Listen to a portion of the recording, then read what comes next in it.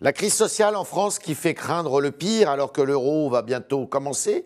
Et puis, bien, peut-être plus d'essence prochainement, même si, ça y est, l'État s'est décidé à libérer une raffinerie au moins ou un dépôt d'essence.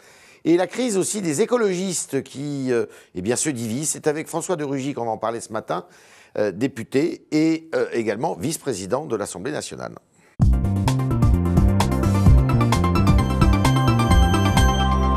Ex-EELV. Bonjour François de Rugy. Bonjour. Alors Bernard Thibault, l'ancien patron de la CGT ce matin, dit c'est le gouvernement qui est à l'origine des hostilités. Il parlait évidemment du conflit social qui aujourd'hui secoue la France, notamment cette histoire de raffinerie et de dépôt d'essence. Votre avis ? Chacun doit prendre ses responsabilités. Ouais. Le gouvernement en a des le fait avec la majorité au Parlement pour faire avancer un projet de loi de réforme du Code du travail. Il y a des organisations syndicales, c'est bien leur droit d'être contre ce projet, mais il faut qu'elles assument, y compris vis-à-vis des Français, de bloquer des raffineries, de bloquer les dépôts d'essence et donc potentiellement de mettre la France en grande difficulté par rapport au transport. Elle joue à quoi la CGT ? Elle joue un drôle de jeu et en tout cas qui ne me paraît pas très responsable. Et en tout cas, je ne pense pas que les Français soutiennent ce mode d'action. Les Français peuvent être d'ailleurs en désaccord avec certaines dispositions de la loi travail. Ça ne les amène pas à soutenir ce mode d'action. Est-ce que la loi travail n'est pas un prétexte d'après vous ? Je le crains.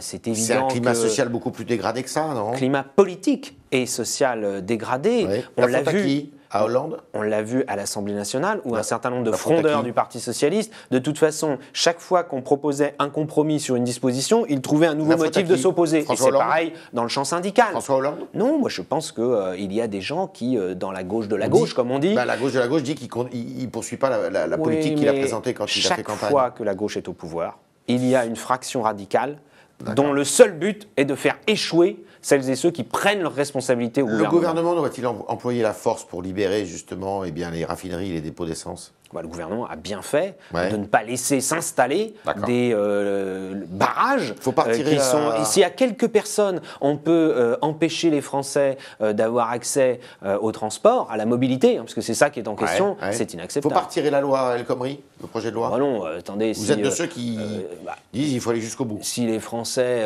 voyaient le gouvernement abandonner purement et simplement ce projet de loi, alors que c'est une minorité aujourd'hui qui manifeste, une toute petite minorité. Vous avez vu que les manifestations, il y a de moins en moins de monde. C'est un grand classique là aussi, que moins il y a de monde dans les manifestations, plus il y a une tendance à certains de se radicaliser. Alors, cette loi, ce projet de loi est allé au Sénat, il va être détricoté probablement, il va revenir à l'Assemblée. Oui, mais on va voir au Sénat ce que la droite propose réellement. Parce que les gens qui disent « Ah, le gouvernement de gauche mène une politique de droite », là on va voir ce que c'est qu'une vraie politique de droite, avec les amendements des sénateurs de droite. 49.3 début juillet à l'Assemblée nationale, probablement d'autres motions de censure. Il pourrait y avoir une motion de censure de gauche, non ? Mais une motion de censure de gauche, ça existe sur le papier. Mais dans la réalité, si elle devait être votée à l'Assemblée nationale, ça ne pourrait être qu'avec une majorité de droite. Enfin, des députés de droite bien plus nombreux que quelques députés de gauche, qui iraient faire une majorité de refus, de rejet, maintenant, à moins d'un an des élections générales. C'est absurde. Alors, vous êtes quelques-uns au groupe EELV, feu le groupe EELV, qui n'existe plus, à être passé...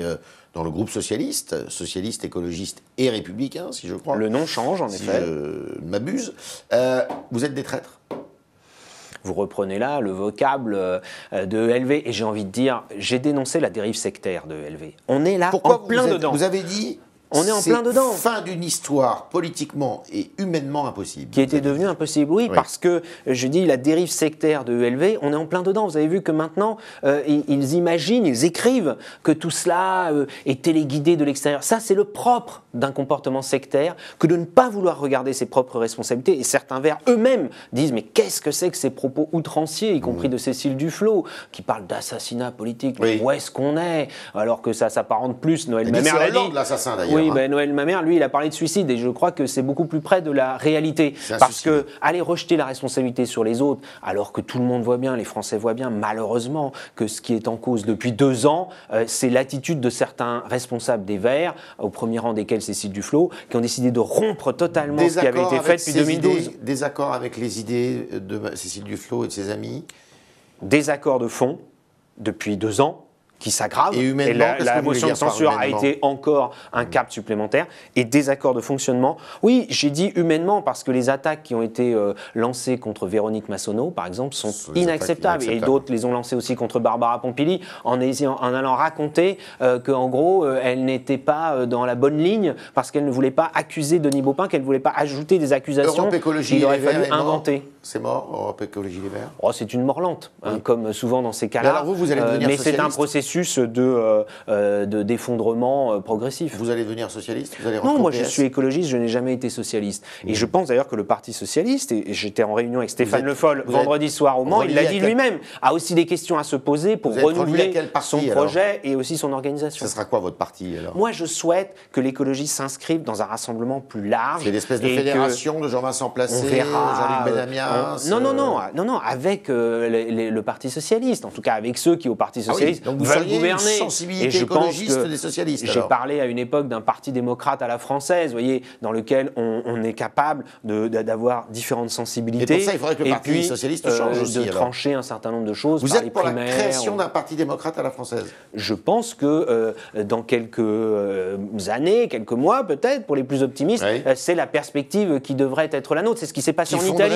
Les socialistes, les écologistes. Qui rassemblerait. Il faut rassembler. Il y a la droite, il y a l'extrême droite qui sont très puissantes en France. Ce qui s'est passé en Autriche c'est un peu la deuxième gauche que dénonçait Mitterrand, ça, non? Non, parce que Mitterrand, lui, il avait une stratégie de rassemblement. Il avait réussi d'ailleurs à faire avec le Parti socialiste un parti très large qui allait de la CFDT justement et à FO, si on peut dire, ou à la CGT. Il y avait toutes les sensibilités. Aujourd'hui, il faut se renouveler aussi dans cet esprit. Et regardez ce qui s'est passé en Autriche. C'est deux choses. C'est l'extrême droite qui peut gagner, là c'est démontré, elle peut gagner, parce que ça s'est joué à 30 000 voix sur 4,5 millions de votants. Et puis en même temps, un écologiste qui a réussi à rassembler, parce que c'est pas sur des positions de la gauche radicale qu'il a gagné, Alexander Van der Bellen. Il n'est pas tellement écologiste quand même, hein.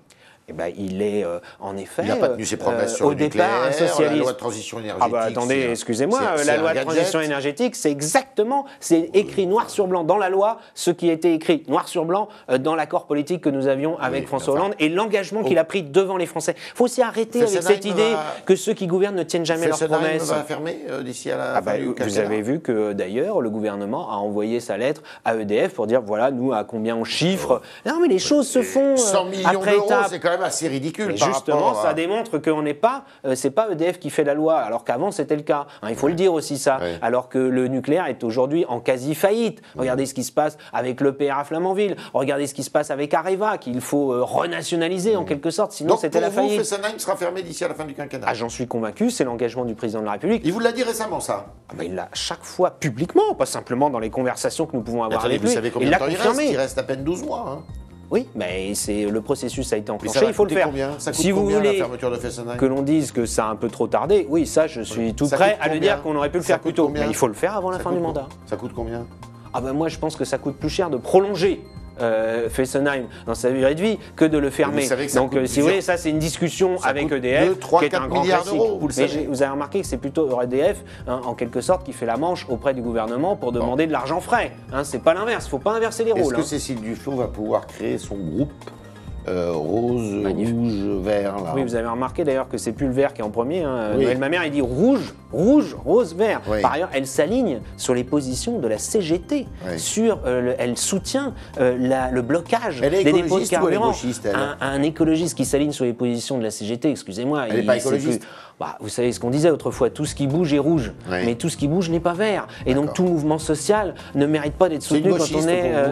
je crois qu'en tout cas, entre l'écolo-centriste autrichien et les écolo-gauchistes qu'on a en France, en effet, là, on voit bien la différence. On voit bien la différence de résultat. Comment vous avez pu vous entendre avec elle là? Parce qu'à un moment, il y a eu Danny Cohn-Bendit qui avait lancé Europe Écologie et qui là était un mouvement ouvert, qui là était un mouvement tolérant, qui là faisait cohabiter en son sein en effet des sensibilités différentes. Mais vous savez, les sensibilités, elles existent aussi en Allemagne, elles existent aussi dans d'autres pays. Mais leur force, c'est qu'ils ont un esprit d'ouverture et de pragmatisme. Deux questions pour finir. Denis Baupin, est-ce que vous saviez, vous? Non, moi j'ai dit qu'on n'avait jamais eu connaissance de ces faits. Il doit démissionner de son poste de son mandat de député. Non, il a démissionné de son poste de vice-président de l'Assemblée. Il a démissionné du groupe. Il y a une procédure judiciaire qui est en cours puisqu'il y a une enquête préliminaire. Laissons maintenant la justice établir les faits. Oui. Et pourquoi c'est les femmes qui se disent être victimes de Denis Baupin ont tant tardé? Bon, ça, vous savez que dans les processus voilà, de dénonciation, de reconnaissance, ça peut prendre du temps. Donc ça, je ne mets pas en cause du tout cela. Revoir les délais de prescription. La loi, nous avons déjà voté à l'Assemblée une loi qui va revenir du Sénat où on est passé de 3 ans à 6 ans. Donc vous voyez qu'on n'a pas attendu cette affaire pour agir. Sujet sensible, faut-il supprimer les fan zones pour l'euro? Non, je ne crois pas. On en a parlé là aussi à l'Assemblée nationale. Ouais. Il faut évidemment sécuriser ces espaces, mais il faut trouver le bon équilibre entre le maintien des grandes manifestations sportives, car sinon c'est les terroristes qui gagnent, et en même temps la sécurité. On n'est pas en train de créer des cibles potentielles facile pour les terroristes. Il y a des mesures de sécurité qui sont prises et encore une fois, on ne va pas arrêter toutes les grandes manifestations publiques. Comment on peut vérifier 80 000 personnes, les contrôler, les surveiller? Vous savez que ce sont des périmètres bien définis. Et il y aura des contrôles dans ces zones. Vous irez par exemple, dans les fan zones? Oui, moi en tout cas j'irai autant que mon agenda me le permettra suivre quelques matchs de la Coupe du Monde, soit dans les stades, soit dans les fan zones, oui. Mais comme nous continuons à avoir des activités publiques, vous avez vu à un moment on a mis en cause les fêtes d'école. Mais moi je continue à aller à des fêtes de quartier, des fêtes d'école, et heureusement, de même que on va continuer à prendre l'avion pour aller dans différentes destinations. Et vous voyez comment on ferait? On dit on ne va plus en Égypte, ah oui mais on ne va plus à Bruxelles, on ne va plus à Paris. Non, il faut trouver encore une fois le bon équilibre entre des mesures de sécurité, et oui, là, il faut changer certaines de nos habitudes. Oui, il faut prendre des mesures, et que ce soit pour des manifestations sportives ou des manifestations syndicales d'ailleurs. Et puis en même temps, il faut continuer à vivre. C'était le talk de François de Rugy, vice-président de l'Assemblée nationale de fraîche date, puisqu'il a remplacé Denis Baupin à ce poste, qui nous dit il est pour la création d'un grand parti, d'une grande formation démocrate dans laquelle il y aurait des socialistes, des écologistes, des républicains, un peu comme aux États-Unis. C'est ça qu'il veut, et évidemment, il a acté ici même, il a répété le divorce avec les écolos gauchistes dont il parle, c'est-à-dire Cécile Duflot et tous ceux qui veulent la mort, d'une certaine façon, du gouvernement actuel. Merci. Merci. François de Rugy, bonne journée.